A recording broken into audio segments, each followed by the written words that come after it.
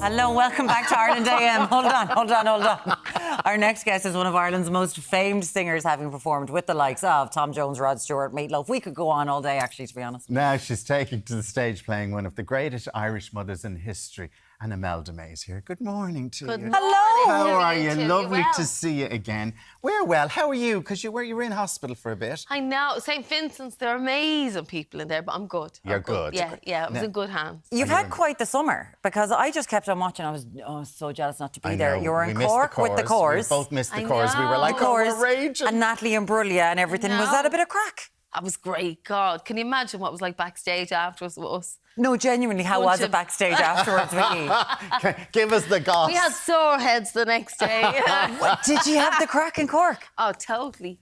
We had a great time. And the audience was great. And in Dublin as well. It was just so lovely. And the Corrs are brilliant. When you're listening to them and all their hits and, you know, one after the other. And it was a joyful gig. Was it? Yeah, it was just really joyful. There were these Americans at it, and I saw one of their videos, and it was just you, and they kept on going to the chorus going, how are they not related? How are they not related? How are they not related? What's going on here? Thanks very And then there was Sting as well. Yeah, I was on tour with Sting. Wow. It was lovely. I love Sting. He's incredible. My God, you'd want to hear him. And he stripped his band down to just three of them, and his songs and his voice, he's very talented. And then I'm on tour in the winter with Jules Holland. Does it all just become like, I'm just hanging out with Sting? Do you know what I mean? Like, do you ever just sit there and go, because you are so talented, we love you, we adore you, you're so funny, like you are the all-round performer, you're the vaudeville act, you're fantastic. But is it some days going, geez, it's a bit mad? Of course. But I'm one of those, I just like nice people. So if Sting is a nice man, and of course he's brilliant, and he's, you know, but if he's a nice man, and he was very supportive, stayed by the side of the stage, and he came up saying, I have your poetry book, and chatting and all. But it's the same as with anybody you meet, wherever it is. It's just there's decent people and not decent people. And really that's all it boils down to. I love that, because that's the real Imelda May from the Liberties, isn't it? If you're nice, you're nice. Yeah.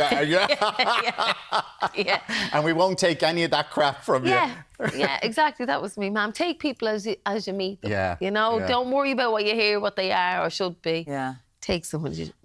And let's talk about the play. You've done it before, Kathleen, the mother of all the Behans. Kathleen Behan, what a woman. Like, she is an icon of this country, and some people mightn't know that much about her, bar that she's like Brendan and Dominic's mum. So let's talk about Kathleen Behan. Yeah, well, most people don't really know about Kathleen, and I think that's fine, you know, but I really want people to come and see this play, not to come and see me, not to see Peter Sheridan's play, but to learn about our history from the horse's mouth, if you like, because the stories that I'm telling within this play are Kathleen's stories that her son Brian recorded and turned into a book, and then Peter Sheridan turned it into this gorgeous play. And it's just me on stage, but I'm going into all the characters and I'm slagging off our mother-in-law like she would, you know, let me have fine, fat-arse black horses to take me to the cemetery. None of your skin, yell knacker. You know, you go into all of those things. And she worked, Constance Markievicz got her a job with Maud Gonne, and she was in the hub of it. Michael Collins sent her money after her husband was killed. She alludes to the fact that she might have had a little thing. She says, Michael Collins, they called him the big fella, but he wasn't that big. I love it. But I mean, it's really cheeky. I'm cheeky. But like her life, when you think of it, like homeless with 8 kids at some stage. I know. You know, like 8 kids in Dublin, homeless. Yeah. 7 kids, 9 of them all out on the street. Stephen Behan, our second husband, she was widowed. Her first husband died, the influenza, the Great War. Spanish flu. And she was left pregnant with a toddler. And in those, like, she just was trying to make it work. And then she met Stephen Behan, fell madly in love with him. She talks about Nora Barnacle, and she says, I never met James Joyce, but I did meet his wife, Nora Barnacle. Oh, Nora Barnacle, she told me terrible things about that man. Sure, the man was half cracked. London, and she says all the terrible things that she wanted to do. Bestride him like Molly Bloom and whip him till he howls. And she tells all these stories, and then she says, Nora Barnacle, Barnacle by name, because she stuck to him through hell or high water. And then she talks about how she fell in love. She said, same as me, because I fell in love with Stephen Behan the minute I set eyes on him. But nobody he wasn't as charismatic as she was, but she was mad about him. And they had 5 more kids, and at one point, all 9 of them out with nowhere to live, and she got them a house in Crumbland. Right. I mean, people expect, like, when they see that, what you're saying, you're living her there. But then the songs, and I know people, I missed it the last time, and I hope to get to see it next week. People said that when you sang, you could hear a pin drop in the 3 Olympia, and that they were just, like, mesmerised by it. They're great songs. Yeah.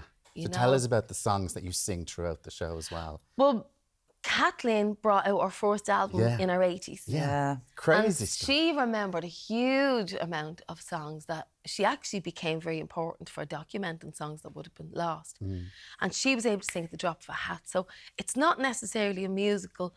It's a play, but I break into song to accentuate. It's a story that I just told, exactly like Kathleen did, and like your granny did. They break into song at the drop of a hat. And so she does that, but the songs are like the L triangle that makes sense of, they were written at the time that these things were happening. So each of the songs we chose carefully to sit well. And one of my favourite songs that's now become a party piece is The Laughing Boy, that was written by Brendan Behan about Michael Collins. So I get to sing her son's song. Because stage. This woman connects so much of Irish history. Her brother was Padraig Carney, who wrote the national anthem, of course. Stephen Behan, her husband, was one of Michael Collins' 12 apostles, and she was at the hub of so many different things, but also at that point where, she was sent to an orphanage when she was born after her father died, then her mother died. An orphanage. She ends up in tenements. Then she ends up in Crumbland when those new houses were built as Ireland started to spread, as Dublin started to spread out. And she's at this crux. And then, of course, her sons Dominic and Brendan achieved this international acclaim. Yeah, and Brian. And Brian. They were for his union. He started all the unions in London. You hear your man Mick Lynch now doing all. He would have been definitely a fan of what, Brian started all that and brought London to a halt. I mean, the family were incredible, and it's definitely all from her. And, the women's stories aren't often told. No. We hear about the men's stories, and we love the men, but I want to hear the nitty-gritty and the gossip, like what, she tells all the details, and I'm so delighted to be bringing it. Like, the last time we did it, this is the 3rd year, and it keeps selling out, which is incredible. Yeah. We did Dublin, we did Cork, so we're doing Dublin again. I'm doing Dublin, Cork, Waterford and Belfast, but it's our story that instead of hearing it from a history book, you're hearing it from a mammy. This is our story and fighting for freedom and what that means, and that's why I bought me pots and pans. Yeah, tell us about, because I was just saying your mammies, and like you were saying, like, you are telling her story, but your mammy's in it. Strong mammies in the Liberties are in it. There's people like that. What's this? These are my pots and pans, because this is the play is all about freedom fighting. A girl that I follow online, Bizan, Wizard Bizani won online. She's a journalist in Gaza. She's fighting for freedom, and she's asked everybody at 6 o'clock this evening, all around the world, whatever time 6 o'clock today is, to bang your pots and pans to feed the flipping people in Gaza. Yeah. So it's very much Ireland and Palestine. We're so linked in our history. So I'm on, she said, use your platform. 6 p.m. 6 p.m. 6 today. o'clock. the pop, and there's restaurants. Everybody out, bang your pots and pans to feed. I mean, it's ridiculous what we're having to flip and do, signing petitions and people doing charity bakes. The world, the leaders should be sorting this out, as we all know. And I know it's morning TV, but we're watching this awfulness.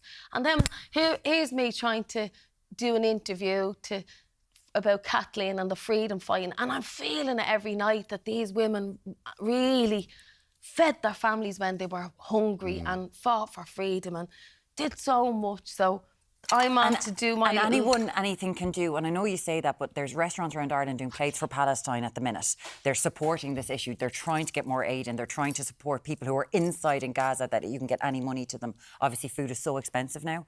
And we know that the aid is just sitting there at border crossings, ready to go in. Someone's inside in Gaza and it's not getting out. And you're right to do that. People. Yeah. We know what that's like. Yeah. You know, and I'm not a politician, but, you know, she said on it, use our platform. And I thought, well, I'm on Ireland AM. You're lovely people. The people in Ireland are amazing. So we're all just going to bang some pots and pans. For what? I don't know, but to show solidarity, and that's which is important. That's all we can do. What's her name? Where can people find her? Wizard Bizani won. She's this young girl that had her whole career in front of her as this wonderful journalist, and she decided to document every day, and she'll say, good morning, it's Bizan, it's day 300 and something, it's day 700. No, she's doing each day, and she's saying, bang your pots and pans to feed people. Wizard Bizani won at 6 p.m. today, and as you said, it's a collective. I know it does mean something to some people, and I think you do this. You talk about what is important to you. We all try to do what is important to us. We know. You know, we're 2 days out from your good friend Sinéad O'Connor's anniversary. Her 2-year anniversary. Sinéad would have been doing whatever she could. And Sinéad was absolutely brilliant, and she spoke the truth, and she was brave as anyone I ever knew. She was one of the bravest women, and she took the grief that she got all the time, and she was just full of love all the time, and I miss her. I'll miss her forever. I loved her. I loved her chats on the phone. She was funny as hell. A lot of people don't realise how funny she was. So for Sinéad, even, if anything else, let's do what we can, because she always She did always speak the truth. She always was out there. And I love the fact that you would even say that she was such a good friend. Like, if you didn't answer the phone for a day or two, she'd hound you until you answered that phone. She wouldn't She'd be stop. literally going, wouldn't stop. Pick up the phone, pick up the phone, pick up the phone. And I'd get all these mad messages, she'd have a unicorn's head, pick up the phone and message whatever it was. She was so funny. People forget she was so funny. And we know it's 2 days to her second anniversary. And big love to all of our family. Absolutely. And remembering her lovely son Shane as well. 3 years gone last January. So we'll see us at the play, hopefully. See us at the play. The it's mother called of all the beans. It's the 3 Olympia from the 29th to the 2nd of August. And then you said you're bringing it around the country as well. Oh, can't wait. Absolutely can't wait to bring this story of exactly. Pots and pans, everybody. It's all about strong mothers. Spirit. Always great to see you, Imelda. Brilliant Thank you to so see you. much for coming into us. And like the last time you did it, like the reviews were just amazing. People were just in awe of you. So well done. And we didn't even ask you about being a one-woman show and the pressure that brings, but we can talk about that again. Bother on her. Graham, thanks for keeping us all going in the morning. Thanks a million for coming in. Wizard Bizani won. Thank you so much for that. Now